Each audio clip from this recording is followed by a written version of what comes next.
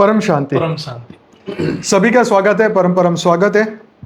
आज हम ज्योति प्रकाश भाई के साथ अध्यात्म से रिलेटेड बहुत सारे क्वेश्चन करने वाले हैं और उनके जवाब वेद शास्त्र और बेहद के ज्ञान के हिसाब से समझने वाले हैं कि किस तरीके से आत्मा जो है ज्ञान मार्ग में आगे बढ़ सके और उसको मदद मिले, उसको रियल में जो करना है उसके बारे में पुरुषार्थ का मीनिंग समझ में आए। तो सबसे पहला मेरा जो क्वेश्चन है भाई जी आपसे कि जो पहले कल्प जैसे हमारे शास्त्रों में मोक्ष की हर जगह बात आती रहती है, तो शास्त्र के हिसाब से एक कल्प का मोक्ष क्या होता है, ये बताइए। एक्चुअली जो शास्त्र मतलब जो हमारे सांख्य शास्त्र में मुख्य के बारे में बताया गया है और जितने भी शास्त्र वेद शास्त्र में मुख्य की बातें करते हैं तो बोलते हैं कि आत्मा को जो मुख्य मिलता है, मतलब जब वो सारे कर्म बंधन से मुक्त होके आत्मा को पूरा ज्ञान होता है, लेकिन वो एक कल्प तक चलता है। एक कल्प मतलब वो हमारे जो ब्रह्मा के एक दिन मतलब 1000 चतुर्युग तक मुक्त रहता है, फिर वो सृष्टि चक्र में आ जाता है। जब आत्मा सृष्टि चक्र में आ जाता है तो फिर वो उसका तो मुख्य हुआ ही नहीं, फिर उसको जो है चाहे स्थूल हो चाहे सूक्ष्म हो सारे भोग करना पड़ेगा। तो जो हमारे बेहद के ज्ञान में है, जो मुक्ति और जीवन मुक्ति की शब्द यूज करते हैं, तो उसमें तो परमानेंट है, नित्यांत है। जो कल हम भी जो चर्चा किए हैं मुख्य शास्त्र के बारे में, जो सांख्य शास्त्र में, जब दुख का नित्यांत निवृत्ति होता है मतलब परमानेंट निवृत्ति होता है, लेकिन एक कल्प में तो नित्यांत हुआ ही नहीं, वो परमानेंट हुआ ही नहीं, उसका भी एक समय सीमा या समय अवधि निर्धारित हो गया। मतलब आत्मा को लगा कि मैं तो एक कल्प के बाद फिर आना ही है, फिर ये कैसे मुक्ति है। तो जो हमारे जो शास्त्र के हिसाब से जो मुक्ति की बातें करते हैं, जो ज्ञान की बातें होता है, ज्ञान के द्वारा मुक्ति है, ये तो चाहे हद की ज्ञान हो, चाहे बेहद की ज्ञान हो, चाहे शास्त्र के ज्ञान हो, मुक्ति का तो एक ही जो मुख्य का एक ही साधन है ज्ञान। तो ज्ञान के हिसाब से जैसे शास्त्र में बताया जा रहा है कि स्थूल शरीर सूक्ष्म में विलीन हो जाएगा, सूक्ष्म कारण में विलीन होगा, मतलब मन में विलीन हो जाएगा, मन अहंकार में विलीन होगा, अहंकार बुद्धि में विलीन होगा, फिर बुद्धि में जब पूर्ण ज्ञान आ जाएगा, बुद्धि शुद्ध चित्त हो जाएगा और शुद्ध चित्त में आत्मा अपने स्वरूप का दर्शन करेगा। जब पूरा शुद्ध होगा तो मन विलीन होने के बाद आत्मा बुद्धि आत्मा की अनुभूति करेगा, तब फिर आत्मा मुक्ति में चला जाएगा। लेकिन ये मुक्ति में भी उसका एक समय सीमा अवधि निर्धारित हो जाता है कि एक कल्प के बाद फिर वो सृष्टि चक्र में आ गए। तो इससे क्या होता है कि जो मुक्ति की जो है जो शास्त्र में जो मुक्ति की बात कर रहा है, तो ये मुक्ति हमारे बेहद के ज्ञान में तो इसको मुक्ति माना ही नहीं जाएगा। हमारे तो है परिवर्तन। परिवर्तन में आत्मा जो है पूरा आत्म स्वरूप के बाद वो परमात्मा के स्वरूप की भी अनुभूति करके परमात्मा की स्टेज में चला जाएगा।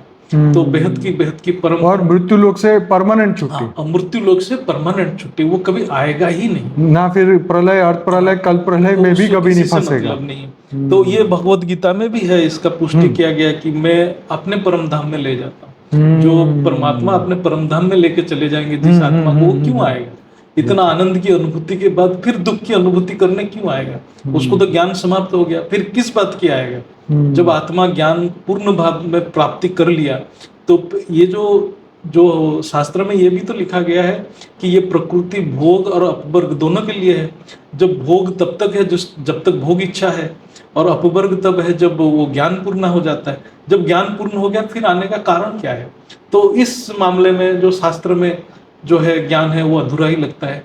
तो इस हिसाब से हमारे बेहद के ज्ञान को ही जानना बहुत जरूरी है कि जहाँ पर आत्मा कंप्लीट नित्यांत मुक्ति मतलब वो परमानेंट अविनाशी स्टेज में चला जाता है, वो कभी ये दुख की दुनिया को फिर तो यही बापूजी ने जो बात बताई कि ये मृत्यु लोक से हमें अमर लोक जाना है और वो परमानेंट टाइम, परमानेंट मतलब ये ऐसा टेम्पररी वाला नहीं, ताकि आप इस ऐसे चक्र में फंसे भी नहीं। जब तक आत्मा चक्र में फंसा, समय के चक्र में रहा, उसको मुक्ति कहा ही नहीं जाएगा। जब वो एक चाहे जैसे रात को सोया सुबह उठ के फिर काम पे लगा, चाहे एक कल्प हो, चाहे 50 कल्प हो, चाहे 100 कल्प हो, कितना भी कल्प हो, लेकिन समय में तो चक्र में फंस गया। जब तक समय से निकल नहीं पा रहा है तब तक वो आत्मा की मुक्ति है ही नहीं।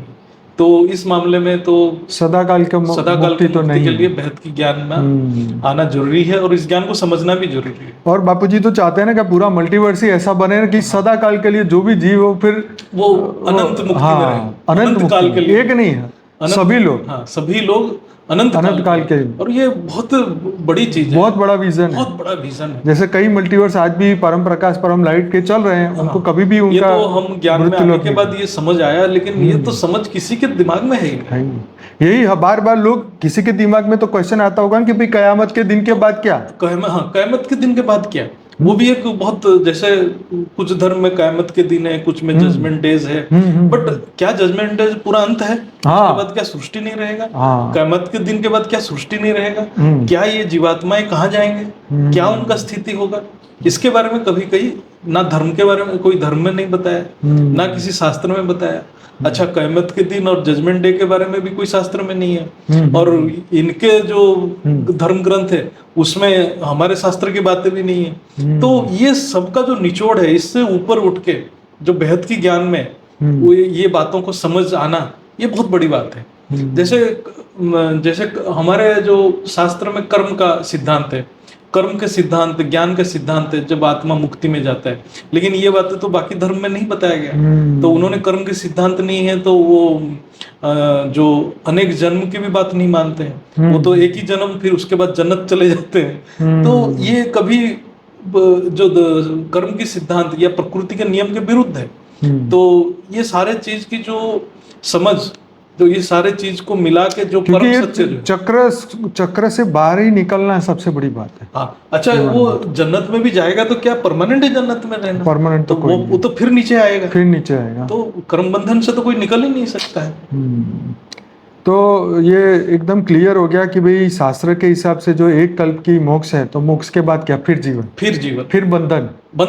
मोक्ष के बाद फिर बंधन ही हुआ। जीवन तो हर लेयर पे है, बट बंधन जहाँ पे आके अच्छा, जब शरीर से परमानेंटली मुक्ति ही नहीं मिला, मतलब फिर एक कल्प के बाद फिर स्थूल शरीर, फिर ये क्या मुक्ति है? चाहे वो देव देवी का शरीर हो, चाहे किसी भी योनि का शरीर हो, कितना भी उच्च ब्रह्मलोक में भी सूक्ष्म शरीर हो, ब्रह्मा के भी तो जीवन हो, उनका भी मृत्यु है। हाँ, जीवन वो भी बदलते हैं। वो महाकल्प प्रलय में ब्रह्मा भी खत्म हो जाता है, ब्रह्मा भी खत्म हो जाता है। फिर जब वो जो खत्म होगा, जो अंत होने वाला है, तो वो अविनाशी तो हो ही नहीं सकता। सदाकाल का सुख तो नहीं हुआ। अविनाशी का ज्ञान तो सिर्फ बेहद की ज्ञान में है, सिर्फ परम ज्ञान में है। बेहद की परम शांति सोचो, बोलो परम शांति। Join us daily for live meditation, 10 p.m. to 11 p.m. on YouTube Live. Subscribe now. Website www.paramshanti.org. Email us anant@paramshanti.org. Like, share, subscribe. Join today. बेहद की परम शांति सोचो।